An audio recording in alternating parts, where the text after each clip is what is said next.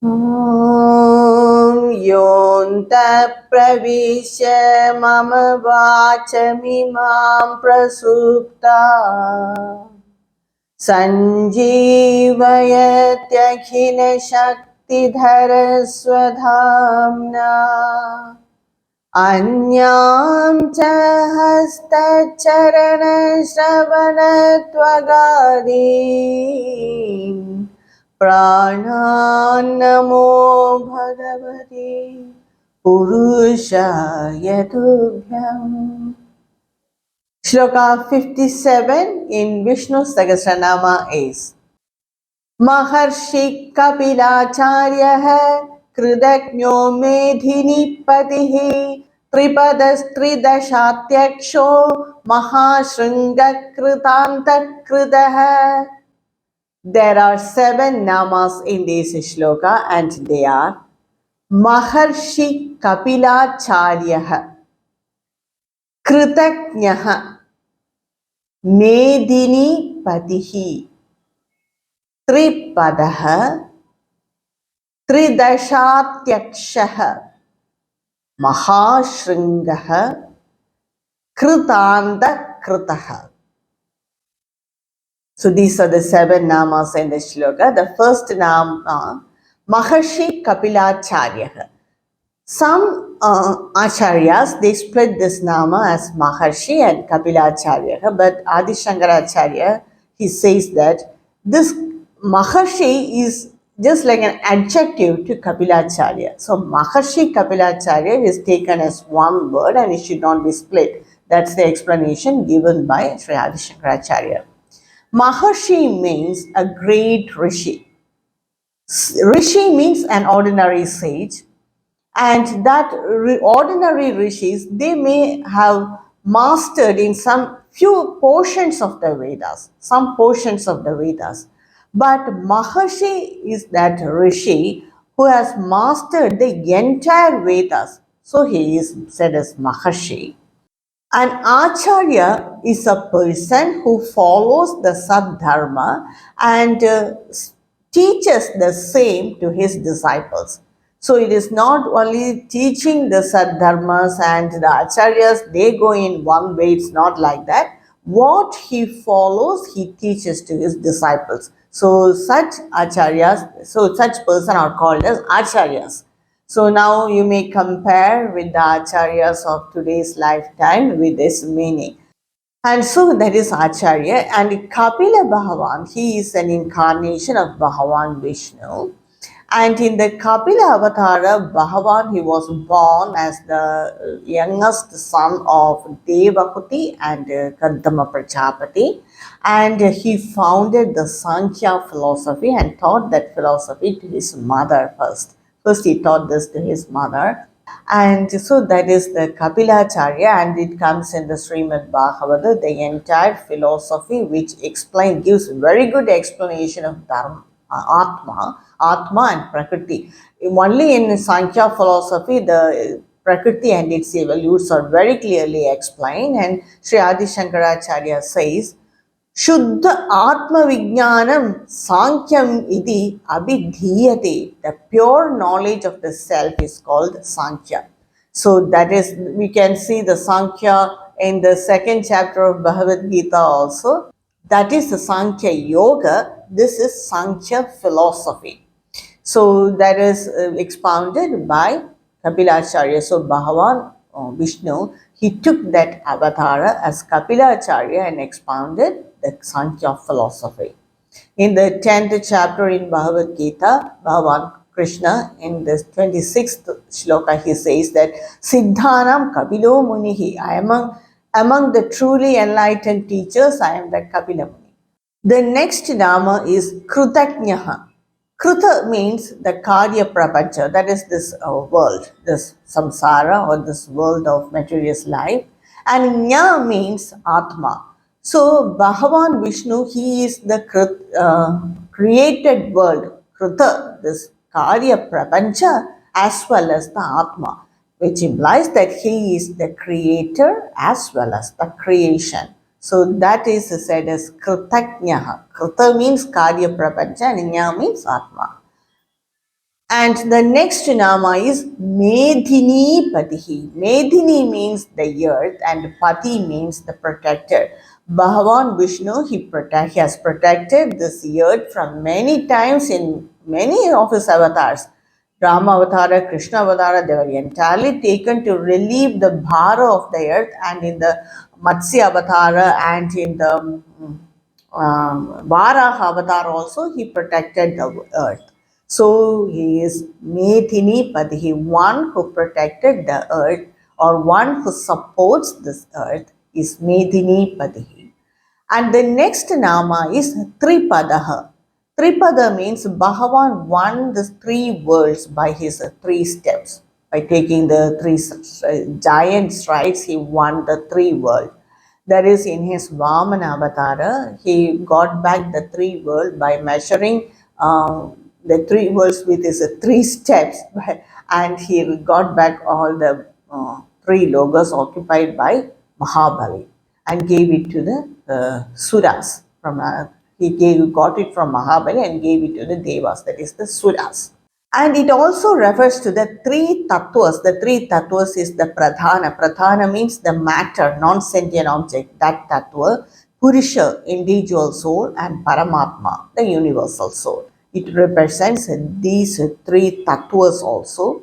And matter means it is bhogya, and the individual soul means bhokta, and Atma is niyanta. So these three tattvas, it is represented by Tripada, or it tells about the three lokas measured by Bhagavan Vishnu in his Vamana Avatar. The next nama is Tridashat Yakshaha. Tridashat Yakshaha means one who exists in this three states of existence. That is Tridasha.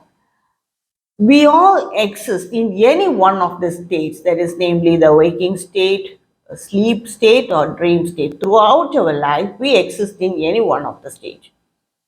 So these three states exist in Bhagavan Vishnu. He supports these three states. So we all exist in Bhagavan. The waking state means we are conscious of this outside world, we are conscious of these senses. We are well aware of everything. In the sleep state, we are not aware of anything. We are not conscious of this outside world. The mind will be shut.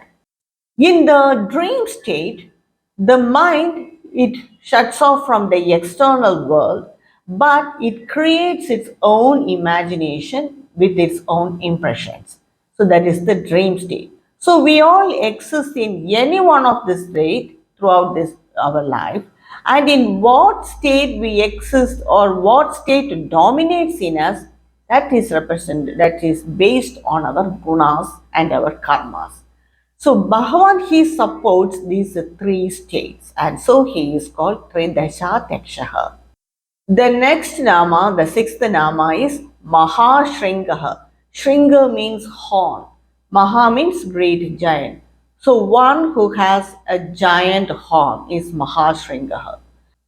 In the Varaha Avatara, as the Varaha Murti, Bhagavan had two big horns, and he lifted the Mahi, that is earth, from the water of deluge. And so he had great horns. And in the Matsya Avatara also, he had one horn on his face, above the mouth. And to that horn only, the nava, that is the boat, is tied to that horn, and in that boat was seated Raja Satyavrata, and he saved him, Satyavrata, that king, and many others, by the water of deluge. That is, Bhagavan was going in front, the boat is tied to his horn, and he dragged them to safety. So then on that avatar also, he had great horns, giant horn, and so he is called Mahashringaha. The next nama is Kritanda Kritaha. Krita means the Karya Prapancha, or this creation of this world. Anta Kritaha means one who brings to an end, one who destroys, or one who brings an end to this creation. So Bhagavan Vishnu, at the time of Pralaya, he takes back all this, destroys this world and takes back all the jivas into him. So he is called Kritanta Kritaha, one who destroys or ends this Karya Prabanja. Kridasya samsarasya antam samharam karoti iti kridanta kridaha. During Pralaya, he destroys this entire world, what all he created, and he brings an end to his own creation. And so he is called Kridanta Kridaha. So these are the 7 namas in this shloka, and the meaning of this shloka is he was a great rishi and acharya, and he expounded the Sankhya philosophy, and he's the creator as well as the creation. He supports and protects this earth. He exists in these 3 states of our existence, and in him we all exist. And he measured this world with his 3 steps, and he has a great horn, big horn.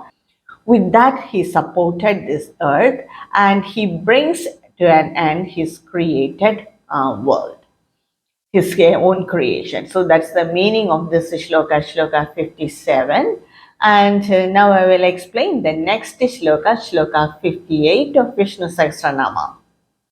Mahavaraho Govindaha Shushena Kanahangadihi Guhyo Ghabiro Gahano Gupta Chakra Gadadharaha. There are 9 namas in this shloka, and they are Mahavaraha, Govindaha, Shushenaha, Kanahangadihi, Guhyaha, Gabhiraha, Gahanaha, Guptaha, Chakragadadaraha. So these are the 9 namas in this shloka, and the first nama, Mahavaraha, is as the Varaha, in his Varaha Avatara, he took that giant form of Varahamurti as the great boar, giant boar. It is explained in Puranas that Bhagavan, the Ashura Hiranyaksha, he hid the earth in the water of deluge. So Bhagavan Vishnu, he taking that Varaha Avatara, he went under the Patala Loka and lifted the earth from the water of deluge and placed it on the top of the water.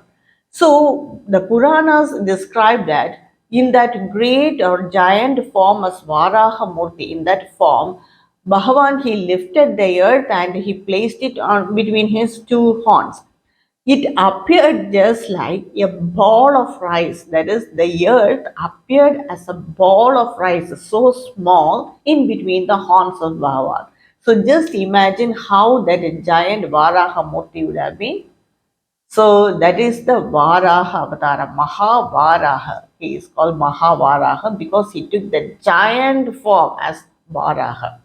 And another Acharya gives a different interpretation. Mahavaraha means Maha plus Vara plus Aha. One who bestows great blessings to others. He is Mahavaraha.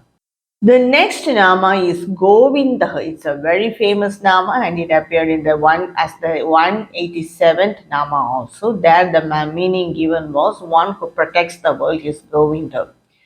Bhagavan, can be understood by the words, that is by the Vedas, or he can be attained by understanding the scriptures and chanting Vedic mantras. By some mantras, they will have meaning. Some mantras, they may not have meaning, but that phonetics, that sound itself, makes us to really realize that being in us. So that power some mantras have. And that's why the Vedic mantras are very important to understand or realize Bhagavan. So he can be understood by scriptures or by chanting Vedic mantras, and so he is called Govinda. Shushenaha, that is the next nama. Sushena means one who has a very wonderful, dedicated, very good, talented, skillful army. The warriors in the army of Bhagavan are called as Ganas, and in his both his avatars as Bhagavan Sri Ram, he had a very wonderful Vanara army, and as Bhagavan Krishna, he had a very great Yadava army. So one who has a distinguished, auspicious, wonderful, talented army is Sushenaha. The next nama is Ganahangadihi. Anghata means there is the ornaments worn in the arms, that is in the upper arms. That is, it will be like a bracelet, and many might have a seen in some dancers or the king. They will wear this anga in their arms. So it is actually an armlet. So Kanahangadihi means made of gold. One who always wears a gold bracelet on his upper arm is Kanahangadihi. The next nama is Guhyaha. Bhagavan, he remains as a secret to all. Cannot be understood by everyone. One needs a jnana chakshu, that is the eye of knowledge to understand him. He is not perceivable by the naked eye because he doesn't have a gross form like us. What form he has is because of that is why we say that chit swarupa, form of consciousness. So he is not cannot be perceived by the naked eye. So he is so secret, guhyaha. He can be only understood by the knowledge of the Upanishads, that is only by jnana, or one can meditate or do deep contemplation, then we can understand Bhagavan. So he is Guhya, very secret. He cannot be perceived by all. Gabiraha, he is unfathomable. There is Jnana, Aishwarya, Bhala, Virya, Adhibi, Gambiro, Gabiraha, one who has immeasurable Jnana, Aishwarya, Bhala, strength, Virya, valor, Adhibi, immeasurable immeasurable quantity, he is called Gabiraha. So he is unfathomable and he cannot be easily understood also. Gahanaha. Gahana means one who is he is so deep, and this meaning also implies that he cannot be understood by anyone, ordinary people. He is so subtle, infinite, deep, and he cannot be comprehended by our mind. And he is the witness of our three states. We all exist in any one of the three states, but he is the witness of the three states. So, how can we understand him? Only when we become the witness of the three states, then we can understand him. We can be with him. We exist in him. But we cannot understand him. That is his Maya. So that is Gahana, so deep and cannot be understood by ordinary people. Gahana means deep only. Guptaha, he cannot be perceived by this mind or cannot be described by words. He is hidden behind the screen of Maya. Gupta, very secret, hidden. He cannot be easily seen, hidden by the Maya. We have to remove the Maya to see him. So that is Gupta. And in Kathopanishad, there is a very famous mantra. In 1:3:12, this mantra says, येष सर्वेषु भूतेषु गूढात्मान प्रकाशते दृश्यते त्वग्राह्यया बुद्ध्या सूक्ष्मया सूक्ष्मदर्शिभिः. Even though Bhagavan exists in all beings, he cannot be seen by all. He exists in all beings, but he cannot be seen by all. He is hidden. Only the seers who have the very subtle vision, they can see him because they see through their eye of knowledge, not by the cross eye. They have very fine and refined intellect.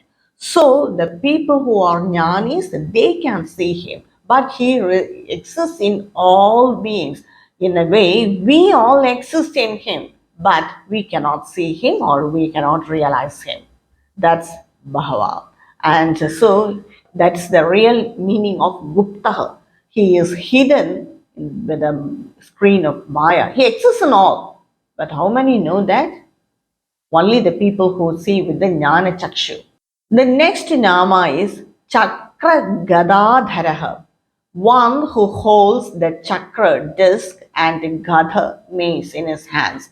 We might have seen in the pictures that Bhagavan Vishnu, he holds the chakra in his right upper arm and the Gadha, that is the mace, in the lower left arm.